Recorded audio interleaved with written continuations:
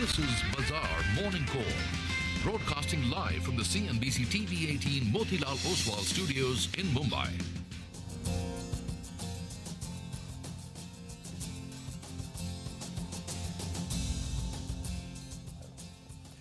Morning, you're with us here on a fresh new edition of Bazaar Morning Call. This is a Thursday morning. We're coming to you live from the CNBC-TV18 Motilal Oswal studios.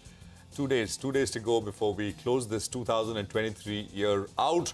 And what a fantastic week it's turning out to be with yesterday's strong and powerful 200-point move. I'm Prashant. With me, my colleagues Reema and Surbhi. Guys, hi, good morning. Hi, good morning. Morning, Prashant. Doesn't feel like the last year to me, looking at what the market's been doing, frankly. But it's been fantastic. This week, for 1.5% higher. This month, 7.5% higher. And this year, almost a 20% rally. My only complaint is that I think we all thought it would be quiet and easy going to 2023 and come back. That's the way it typically is. Last week and the first week of January, I mean, not very much, right? But this is turning out to be full of frenzy, full of excitement and I'm just wondering, all the people who are holidaying away on the slopes of the Himalayas or the beaches of, some exotic location, I'm sure they're having a bit of FOMO seeing what's happening on the screens here. Well, they're looking at their portfolio and they're like, well, it's fine. I'm making money there. Yeah. But, they're still on the slopes or wherever they are, they're still checking, some stock portfolio to see what's happening. So that's the consolation, right? Because I think that is the one word which I think defines the market now, which is fear of missing out. Absolutely no doubt about it. Let me just begin by where we left off yesterday, because I think that's where we need to start.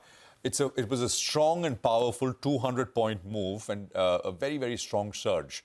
And by the way, we only got to know this after market hours in the evening, which is the fact that it was backed by very strong institutional flows as well. So it was not just some short covering on the F&O side, etc. 3,000 crores, nearly 2,900 plus something, but nearly 3,000 crores was put to work by foreign investors in the cash market yesterday. They'd been sellers for the prior 6 or 7 days. So DIIs were buyers during those 6 or 7 days, and yesterday it flipped. FIs came back with a bang, and DIIs were small sellers, some 200 crores or so. Now, the Nifty and the Nifty Bank both broke into new highs. They broke above the previous highs. And I must say that global picture from last night is looking pretty constructive once again. So the US indices, they didn't hit a new all-time high, the S&P 500. They're just under it. I mean, the S&P day before yesterday was 0.5% away. It's now even closer. The NASDAQ was up about 0.16. The S&P was up by that much as well. There was a very large move in yields. And, there was an auction. There was a 5-year paper auction in the US, and that was very well received. Maybe that sparked a rally across 10-year. But the 10-year yield, that lost about 11 basis points to about 3.79%. The 10-year, actually across 10 years, things are extremely overbought in the very near term in the US as well. Even if you bet that the first rate cut from the Fed is coming, in short order in April or May or whenever, the move has been very, very sharp. We are under 3.8% now on the 10-year. The dollar index, well, we are now talking in the hundreds, right? The 100 handle, 100.77 is where the dollar index is at. And oil, which went up 2%, it reversed that, and we are back under $80 a barrel. So almost a 2% cut in oil prices as well. So constructive global picture, very strong momentum. As we left off yesterday, where does it leave us here when we start another session? You just have to sort of, look at projections based on Fibonacci retracement. So if you take that same retracement of the fall that we saw last week, middle of last week, the projection gets you to 21,830 levels on the Nifty. What is this? This is nothing but the 138.2% retracement of that fall that we saw. So that is 21,830 on the Nifty. And on the Nifty Bank, same you project higher since you're at all-time highs. That level comes in at about 48,716.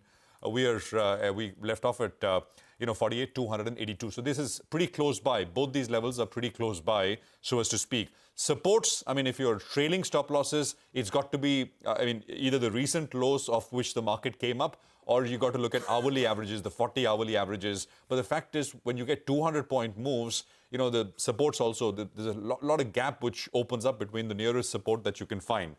Now, I just want to end with one thing. There are some questions and debate about rising wicks. Now, the India wicks, by the way, has moved up from about 11, where it was about 7 or 8 days back, to about almost 16, right? What is causing this? typically the end of the year, late December, VIX actually is pretty quiet, pretty low, and actually drops off. Not this time. It's actually been rising every day.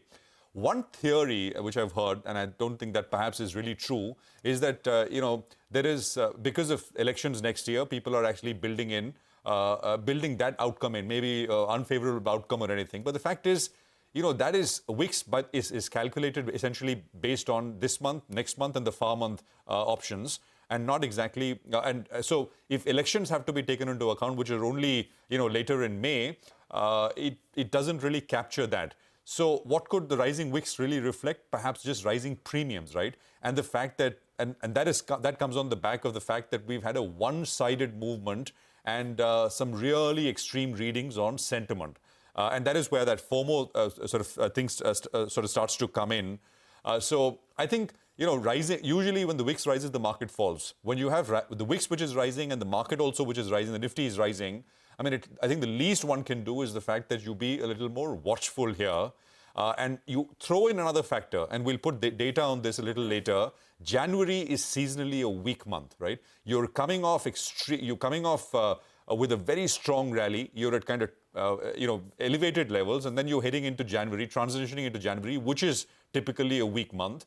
I think momentum is good, everything is good, and it all looks hunky-dory, but it always does. If you're trading, I would say that if you must trade, buy dips, don't chase higher. You could argue and say that, well, yesterday the market kept moving higher. That is true. And you got that big FI flow number, but you only got to know about that later, after close, that there was that strong FI number that came in and which sort of led the markets higher. So you can't depend on that, and that can't be the trading strategy, so as to speak. So much better in terms of risk rewards to wait for dips to try and get in, and then look to move higher. That is just purely trading strategy, as I said. If you're invested, which is the way to go, you're actually making a fair bit of money, and portfolio is doing well. So more on that later. The GIFT Nifty is once again indicating a very strong start. 70 points higher is what we have. Rima. Well, Prashant, I was telling you, right, doesn't feel like the last week of the year, given the stats that you mentioned, given the flows that you mentioned. Yeah. And by the way, Asian markets are looking very good this morning as well, barring Japan, which is seeing some profit taking. It's had a great rally in 2023. Barring Japan, everything else in Asia is up and about, including Hong Kong, including China, Korea, South Korea. All these markets are up. The Hang Seng is actually up about 1%, 1.5%. Now, to get back to that big number, that FII number, I'm convinced, guys, that people are punching in orders from the slopes, the beaches, or the North Pole, or wherever they're out for their holidays. That could perhaps be the only way you can explain this. To get back to the number that Prashant also highlighted, we're talking almost 3,000 crores, so 2,926 to be precise. December is marking the best month for FPI flows in the entire year. And I want to put that number in context. So the number in December so far is upwards of 57,200 crores. And we haven't seen this kind of buying at all anywhere in 2023. Let's pull up the bars if we can. When the mid-year rally started just after the budget, when the financial year kicked out, April, May, June, even then, the FII numbers were around 45,000 crores in the month, 47,000 crores. Then we kind of, were twiddling along. September, October saw the outflow picture, and look at December. That's a fantastic big bar. And it's a bigger point that you need to ask yourself, because the narrative seems to be that there's a Goldilocks scenario perhaps set up in the US, which means that you won't get a hard landing. You'll kind of muddle along with a soft landing and rate cuts. Maybe that's what's changing this FII perspective. But the catch-up rally has well and truly started. Now, yesterday's fresh high was 21,675. If this continues today for whatever reason, who knows? We might be looking at fresh records even in the last two trading sessions that are left for the year. By the way, not just the FII buying, the cash market turnover isn't bad at all. You can't ignore it. Again, very unusual for this time of the year. The highs that we were getting in September were around 80,000 crores in the cash market, 85,000 crores in the cash market. Yesterday's number crossed 1 lakh crores in the cash market. That's NSE and BSE combined. And again, that's unusual and something that cannot be ignored. Last but not the least, since we're talking about this big FII return and the catch-up, the large cap catch-up rally starting, it's really showing up in banks. So that is one part of the market that I'd be keeping a very close watch on. We had big moves in the Bank Nifty yesterday, as well as a lot of the frontline banks. Let's see, Rima, if we can get a little more. The bulls will hope they can get a little more of this as one gets set for the New Year party. 2 days to go for that. Today is the December expiry, the monthly series expiry. And by the way, guys, we're ending 2023 with the 8th straight year of gains. This has never happened in the global history. Forget India, it's not even happened with any other global equity market.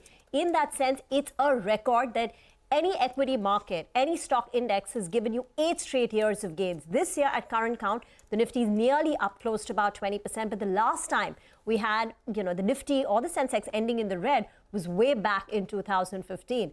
So this, is very, very unprecedented. And it just goes to show India's macroeconomic resilience. So just want to end, today's chat on that note, on that optimistic note. But let's get you some money market views then. On the rupee, it's Pankaj Chitlangia of First Basis who says in the next 1 to 2 months, USD INR will trade in a range of 82.75 to 83.55 against the dollar, with a downside bias and a potential spike to levels of 82.5. This is supported by gradual widening of the 2-year India-US yield spread, the dollar index breaking below 100 and a stable current account deficit at 1% of GDP, and Brent staying below $80 per barrel. In the short term, month-end demand from oil sector and interest payments have pushed the dollar higher. However, the weakness in the rupee is likely to be capped at 83.55 against the dollar. All right, on bonds, we have Dhaval Dalal of Edelweiss who says that domestic bond prices are likely to remain range-bound in the near term amid lack of data and holidays. That said, he expects bond prices to trend up in January amid prospects of higher FPI flows and improving liquidity due to government spending. He expects the 10-year benchmark to trade between 7.15 to 7.25% range in the near term.